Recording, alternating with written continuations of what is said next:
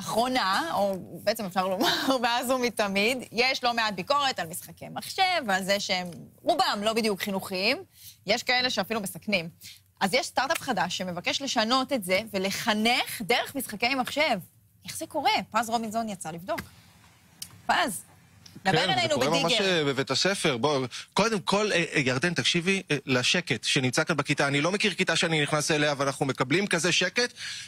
זה בגלל שהם עושים משהו שהם מאוד מאוד אוהבים. תראו את הילדים, זה מדהים לראות את זה, ומעבר לזה, אני גם באתי לכאן היום בתור מחנך, ואמרתי להם באמת שיהיה פה קשב למה שאני הולך להגיד בדקות הקרובות. בכל מקרה, אנחנו מדברים על משחק שנקרא מיינקראפט, משחק מאוד מאוד נפוץ אצל ילדים, גם אצל מבוגרים חייבים להגיד, ופה לקחו אותו למטרה חינוכית פרופר. הילדים עכשיו, לדוגמה, עובדים על לעצב את בית החולים שניידר. הם היו באיזה מחקר מקדים, בדקו מה הצרכים שצריכים להיות אולי בשביל לשפר את בית החולים בעוד עשור קדימה, וזה מה שהם עושים עכשיו, ואיזה כיף לראות ילדים שכל כך נהנים ממה שהם עושים. אנחנו נמצאים בבית הספר חיים חפר כאן בפתח תקווה, ומיטל עטיה שנמצאת כאן לצידי, שהיא סמנכ"לית של ארקדמי, שהביאו את המשחק הזה והיום הוא נפוץ בכל מיני מערכות חינוך ברחבי הארץ. שלום לך, בוקר טוב.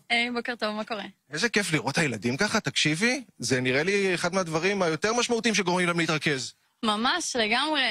זאת המטרה שלנו, זה למה אנחנו פה. אני חלק מסטארט-אפ שנקרא ארקדמי, כמו שאמרת. המטרה שלנו זה באמת להפוך משחקי וידאו פופולריים למשהו נגיש, שיאפשר למורים לעשות את זה פשוט ברגע אחד, בבתי ספר.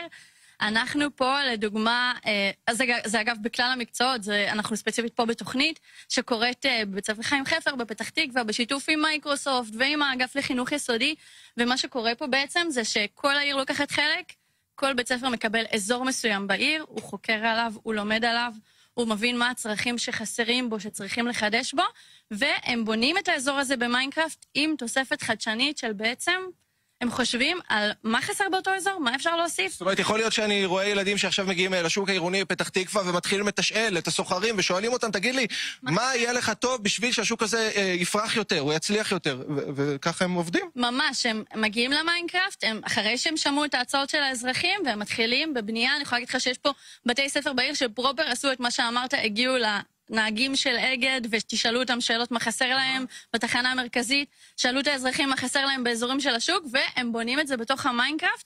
כמובן שמתלווה לזה תהליך פדגוגי של למידה וחקר, ואז הם מבצעים את זה במיינקראפט בחלוקה לקבוצות. הם לומדים פרופר ניהול פרויקטים, לא יורד. זאת אומרת, אלו מהנדסי העתיד שלנו, לחלוטין. טוב, יש עכשיו משחק מאוד נפוץ שנקרא רובולוקס, לא יודע אם אתם שמעתם, אולי ילדים שלכם משחקים, אלעד, של ירדן קצת יותר צעירים, אז אני לא בטוח. רובלוקס, ככה הוא נקרא, ואני מבין שיש הרבה מאוד ביקורות, לא משהו, בוא נגיד, בלשון המעטה לגבי המשחק הזה, שהוא גורם להתמכרויות שיכול להיות שליליות בעבור הילדים, אבל הנה, פה אנחנו מדברים על משהו שגורם להם לעשות טוב. כן, סחטן. חד משמעית, כן. יפה, טוב, בואו נדבר עם הילדים. יש פה את דניאל, שהוא עובד עכשיו על עיצוב בית החולים, הוא כבר עובד כמה חודשים, זה לא משהו ככה על הדרך. ספר לי מה אתה עושה עכשיו, בוקר טוב, דניאל. בוקר טוב. דבר ראשון, יש פה את הכניסה. זאת אומרת, אנחנו עכשיו רואים את בית החולים שניידר, ולמי שמכיר, זה באמת הלוגו שלו, ככה נראה המבנה מבחוץ. הם בנו את זה בעצמם עכשיו, בשביל ההדמיה הזאת, ומה אתה הולך לשפר לנו? שיפרנו פה מלא דברים, עשינו גינה עם מתקנים נגישים לילדים ומלא בריכות נגישות. עשינו פה גם שוק קטן כזה. איזה יופי, ואני מבין שיש בסוף אולי תחרות גם, שבית ספר מתחרה בבית ספר, מה אתה חושב? יש לכם סיכוי טוב פה? כן. כן? יש לנו סיכוי מאוד טוב. יפה, טוב, מה אתה רוצה להיות שתהיה גדול? אתה רוצה לעבוד בבית החולים או שאתה רוצה לעצב אותו? לעצב. סחטן עליך, דניאל.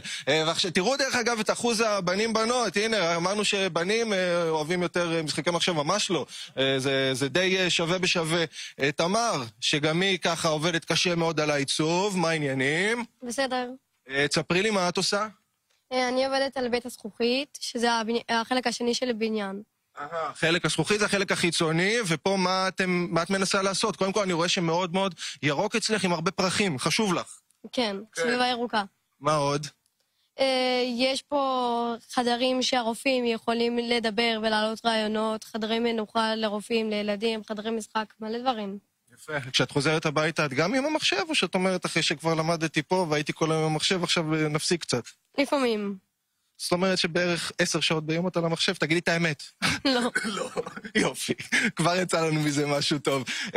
איפה המורה שלהם? רציתי להגיד לך גם שלום. תראי, קודם כל להיות בכיתה כזאת שהכל שקט בה, זה נראה לי מקסים. תודה רבה. גילים לזה? כי כשאת בכיתה פרונטלית ומלמדת, אני בטוח שההפרעות הן יותר גדולות. לא דווקא, לא דווקא. יש פה ילדים שבאים מאהבה גדולה למיינקראפט, לחקר, לבנייה, ואנחנו רואים את זה בשטח. איך את עם הילדים הפרטיים שלך? גם עם מחשבים וכאלה, או שבבית מתנתקים? פחות. כן, הילדים שלי כבר גדולים. כבר גדולים. טוב, זהו חברים, באמת כיף להיכנס לכיתה כזאת שגם הם לומדים, גם יש להם ערך מוסף, וגם תראו את הקשב שקורה פה. ממש ממש יפה לראות את זה. זהו, ילדים, תעשו שלום, תגידו בוקר טוב לכולם. בוקר טוב. אפילו בשלום הם היו מאוד מאוד רגועים, שמתם לב. כזה, שלום עדין. תחזיר את השידור אליכם. בפתח תקווה. כן, מה זה? פתח תקווה. יפה מאוד. הזכיר לי את כל משחקי הילדות שלנו.